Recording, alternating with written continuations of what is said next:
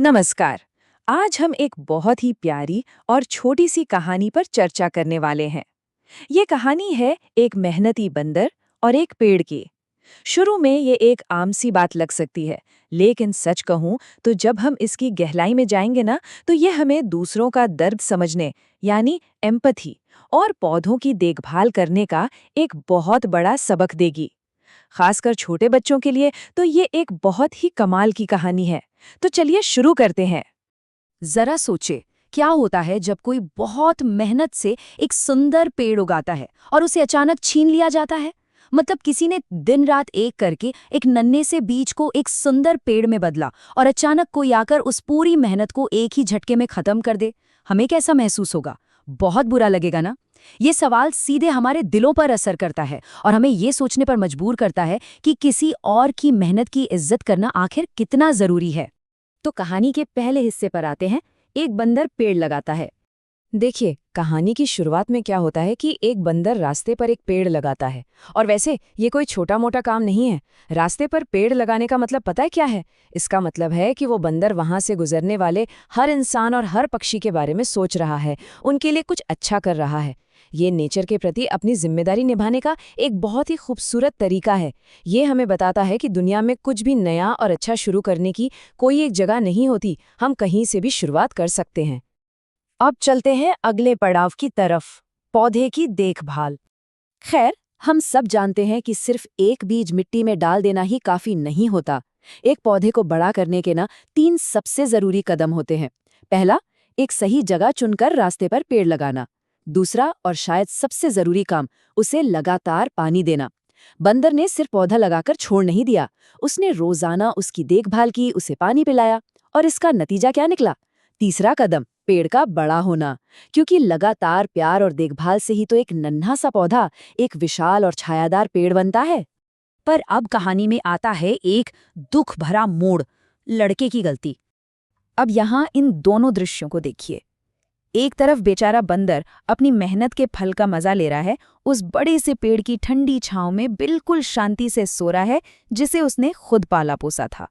लेकिन तभी एक बहुत ही दुख वाली घटना होती है।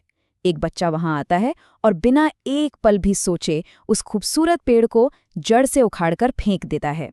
उस बच्चे ने शायद सोचा ही नहीं कि इस पेड़ को उगाने में कितने दिनों की मेहनत लगी होगी। ये दृश्य सिखाता है कि कोई अच्छी चीज बनाने में सालों लग जाते हैं, पर उसे तोड़ने में बस एक पल लगता है। अब आते हैं कहानी के अगले हिस्से पर, बंदर क्यों रोता है।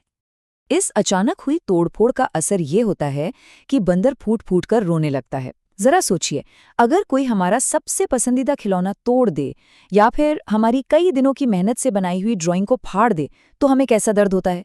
बस वैसा ही दर्द यहाँ बंदर को हो रहा है। पेड़ कोई बेजान लकड़ी या पत्ते नहीं होते, उनके पीछे किसी का प्यार और लगन जुड़ी होती है। और दूसरों के इस दर्द को समझना ही तो सच्ची एम्पैथी है। पर रुकिए, कहानी में एक और बहुत ही अजीब पर दिलचस्प बात कही गई है कि बंदर इसलिए रो रहा है क्योंकि किसी ने लाइक और सब्सक्राइब नहीं किया।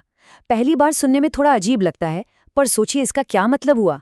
देखिए, आजकल की डिजिटल दुनिया में जब हम इंटरनेट पर किसी का अच्छा काम देखते हैं, तो लाइक और सब्सक्राइब करना उसकी पीठ थपथपाने जैसा होता है। ये एक तरीका है ये कहने का कि बहुत बढ़िया काम किया। बंदर के आंसुओं के पीछे एक वजह यह भी है कि कभी-कभी अच्छे काम को वो शाबाशी नहीं मिलती जिसकी उसे जरूरत होती है। तो कुल मिलाकर इस कहानी से हमें 3 बहुत ही खास बातें सीखने को मिलती हैं। पहली ये कि पौधों को पानी देने से वे बड़े होते हैं, इसलिए हमें हमेशा प्रकृति का दोस्त बनना चाहिए। दूसरी बात, पौधों को तोड़ने या किसी की मेहनत को बर्बाद करने से दूसरों की भावनाएं आहत होती हैं, उनका दिल दुखता है और हमें ऐसा कभी नहीं करना चाहिए। और तीसरी सबसे अहम बात, जब हम किसी के काम की तारीफ करते हैं, चाहे वो आम जिंदगी में हो या इंटरनेट पर लाइक और सब्सक्राइब करके, तो हम किसी के चेहरे पर मुस्कान ला सकते हैं और उनके आंसू रोक सकते हैं। तो अब आखिर में हमारे सामने एक ही सवाल बचता है, क्या हम पेड़ों को पानी देना और दूसरों की मेहनत का समर्थन करना चुनेंगे या फिर बंदर को ऐसे ही रोता हुआ छोड़ देंगे? ये फैसला हमारा है।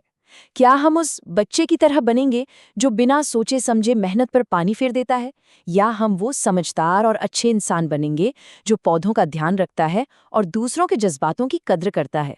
ये कहानी छोटी जरूर है, पर दिल को छू लेने वाली सीख देकर जाती है। इसे ध्यान से सुनने के लिए शुक्रिया। आशा है कि हम सब मिलकर इस दुनिया को और ज्यादा हरा भरा और खुशहाल बनाएंगे।